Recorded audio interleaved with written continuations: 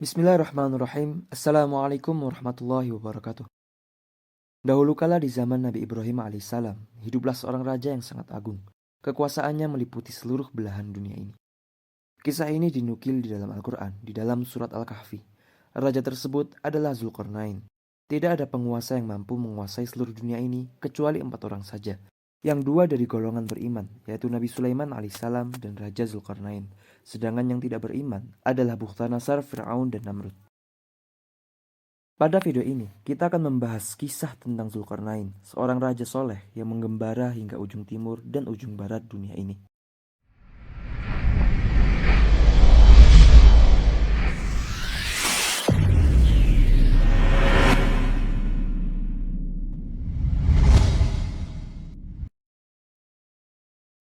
Zulkarnain bukanlah sebuah nama, melainkan julukan atau gelar yang diberikan kepadanya yang berarti pemilik 2 tanduk. Makna 2 tanduk di sini adalah orang yang mampu menaklukkan wilayah timur dan barat, sebab ia memiliki wilayah kekuasaan yang sangat luas. Selain dianugerahkan oleh Allah Subhanahu wa Ta'ala untuk menjadi raja dan penakluk sebagian besar di wilayah dunia ini, Allah juga mempermudah segala sesuatu yang diinginkan Zulkarnain. Beliau adalah seorang raja luar biasa yang diberikan kecerdasan dan pasukan yang banyak. Beliau adalah figur seorang raja yang sempurna.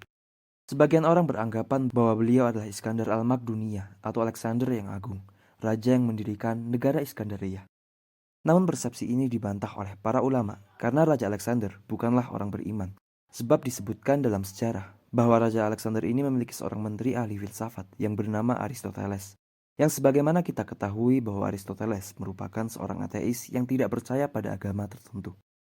Sedangkan Zulkarnain adalah seorang hamba yang beriman. Jelas bahwa Zulkarnain dan Raja Alexander adalah orang yang berbeda. Tatkala ia sedang berjalan bersama pasukannya menelusuri bumi dan menjelajah daerah kekuasaannya, beliau dan pasukannya menuju barat di tempat tenggelamnya matahari, sehingga ketika sampai di suatu tempat, ia mendapati matahari seolah-olah terbenam di laut yang berlumpur hitam. Tempat ini berada di ujung barat di belahan bumi. Di tempat tersebut, beliau menjumpai suatu kaum yang ternyata kaum tersebut adalah kafir.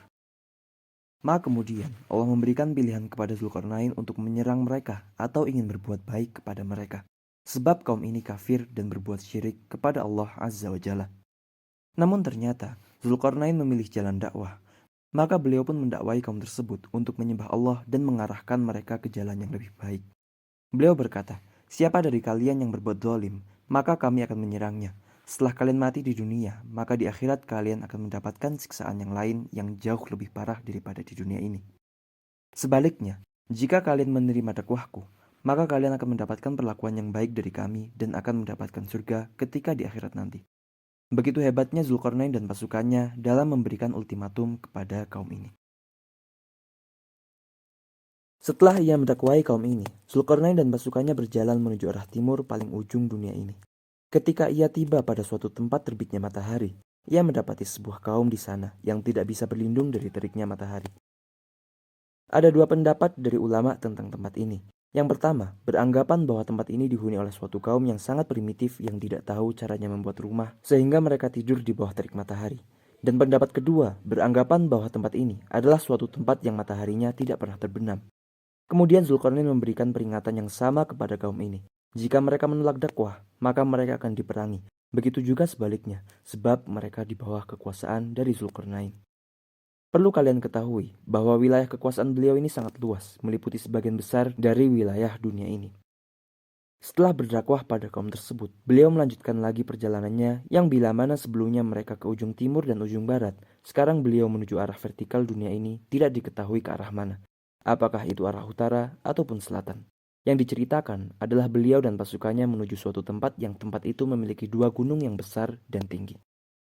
Didapatinya lokasi tersebut berada di sebuah kaum yang memiliki kosakata bahasa yang sangat berbeda dengan bahasa-bahasa Zulkarnain yang pernah ketahui. Hampir-hampir bahasa mereka tidak bisa dimengerti oleh Zulkarnain dan pasukannya. Lalu bagaimanakah Zulkarnain bisa bicara dengan mereka? Bisa jadi Allah memberikan ilham berupa kemudahan kepadanya untuk berkomunikasi dengan mereka. Atau ada seorang penerjemah di sisi Zulkarnain yang kurang lebih mengerti bahasa mereka. Semua mudah bagi beliau, sebab beliau adalah seorang raja yang soleh. Mustahil jika Allah tidak memudahkan segala sesuatu yang dilakukan beliau. Ketika beliau berkomunikasi kepada kaum ini, Ternyata mereka mengeluh karena di wilayah tersebut ada dua kabilah, yaitu Ya'juj dan Ma'juj yang sering berbuat kerusakan. Mereka memohon kepada sang raja untuk dibuatkan dinding pemisah antara kaum ini dan kabilah Ya'juj dan Ma'juj. Sebagai imbalannya, mereka akan memberikan upah kepada sang raja. Tentu saja ini adalah pekerjaan yang sangat berat. Secara logika, bagaimana mungkin kita bisa membuat sebuah tembok yang bisa terhubung antara gunung satu dengan gunung lainnya? Kalaupun proyek ini dilakukan pada zaman sekarang, itu akan terasa sangat sulit, walaupun di zaman kita ini sudah bisa didukung dengan peralatan yang serba canggih dan modern. Maka bagaimana jika proyek pembangunan tembok ini dilakukan pada zaman dahulu? Padahal pada zaman itu, peralatan tidak secanggih sekarang. Untuk lokasi tempat ini ada dua kemungkinan. Yang pertama berasal dari Syekh Hamdi bin Hamzah Abu Zaid yang menerbitkan sebuah buku di tahun 2007. Di situ beliau beranggapan bahwa tembok Cina adalah tembok yang dibangun oleh Zulkarnain. Syekh Hamdi menyimpulkan bahwa kabilah Ya'juj dan Ma'juj adalah bangsa Mongol dari utara yang merusak dan menghancurkan negeri-negeri yang mereka taklukkan. Kemudian ada juga yang berasumsi bahwa tembok itu berada di lokasi antara Azerbaijan dan Armenia. Sebab di area itu terdapat gunung yang mirip dikatakan dalam cerita Raja Zulkarnain. Menurut cerita dari warga setempat, ketika mereka berada di dekat gunung itu, mereka merasakan bulu romanya berdiri luar biasa. Suatu kondisi badan yang mengalami situasi merinding yang tak jelas asalnya dari mana. Jadi tak ada seorang warga pun yang berani menjelajah wilayah tersebut. Namun suatu hari, mereka memberanikan diri untuk mengunjungi lokasi itu lebih jauh. Di dekat gunung itu, mereka mendengar suara riuh seperti orang yang sedang bekerja memukul-mukul sesuatu secara beramai-ramai. Dan ada juga cerita dari warga sekitar bahwa mereka melihat manusia yang berdiri di atas gunung kemudian terhempas angin yang kencang sehingga mereka jatuh lagi ke dalam gunung itu. Tapi sampai saat ini, tidak diketahui secara pasti tentang lokasi persis dari dua kemungkinan yang kita utarakan tadi. Kita kembali lagi ke cerita Raja Zulkarnain dan kaum tersebut.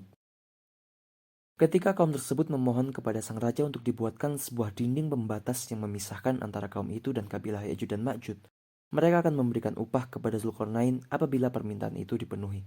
Namun sang raja menolak imbalan tersebut. Beliau berkata, "Apa yang telah Allah berikan lebih baik daripada yang akan kalian berikan kepadaku." Beliau meminta kepada mereka untuk membantu proses pembangunan dinding tersebut. Kemudian setelah kesepakatan terjadi, maka mereka memulai proyek pembangunan dinding pemisah tersebut. Langkah pertama, sang raja meminta potongan-potongan besi dari kaum tersebut, tentunya dengan jumlah yang sangat banyak, karena ditujukan untuk menutupi dua buah gunung. Lalu beliau memerintahkan kepada mereka untuk menyusun potongan-potongan besi tersebut sehingga menutupi dua gunung itu. Setelah potongan itu rata di antara dua buah gunung, maka tumpukan besi itu dipanaskan dengan api. Ketika besi itu sudah panas sehingga munculnya api karena saking panasnya besi tersebut, maka dituangkanlah cairan tembaga di atasnya. Maksudnya di sini adalah mereka menuangkan tembaga cair yang sudah dipanaskan dari atas gunung, sehingga seluruh lapisan besi yang telah dipanaskan tadi tertutupi. Sekarang pertanyaannya adalah, bagaimana bisa orang di zaman dahulu melakukan itu semua? Kalau kita pikir secara logika, api sebesar apa yang bisa memanaskan tumpukan besi setinggi gunung, dan bagaimana caranya menuangkan tembaga panas dari atas gunung? Dan perlu kita ketahui bahwa untuk menutupi gunung diperlukan tembaga dalam jumlah yang sangat banyak. Dan bagaimanakah cara mereka membawa cairan tersebut ke atas gunung? Sungguh di luar nalar. Tapi inilah kenyataan yang terjadi pada waktu itu. Bisa kita simpulkan bahwa Zulkarnain memiliki kecerdasan di atas rata-rata manusia pada umumnya. Karena sudah memiliki teknologi secanggih itu pada zamannya. Di mana ketika besi dicampur dengan tembaga akan menjadi material baru yang sangat kuat. Diceritakan di sini bahwa Zulkarnain mencampurkan dua logam yang berbeda sehingga menghasilkan logam yang baru. Sungguh sebuah dinding yang sangat kuat yang telah mereka bangun. Dan luar biasanya, Zulkarnain tidak membanggakan dirinya sendiri ketika telah menyelesaikan proyek tersebut. Beliau tidak ujub sama sekali. Beliau berkata, "Ini rahmat dari Robku. Sampai pada suatu hari, atas izin Robku, dinding ini akan luluh." Maksudnya adalah dinding ini tak akan bertahan selama-lamanya.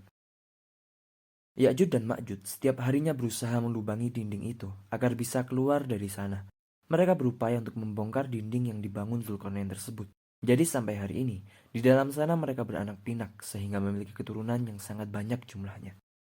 Perlu diketahui juga bahwa Ya'juj dan Ma'juj adalah manusia sama seperti kita, sama-sama keturunan dari Nabi Adam alaihissalam. Hanya saja mereka memiliki keterbatasan yang tidak sama dengan manusia pada masa itu dan masa sekarang.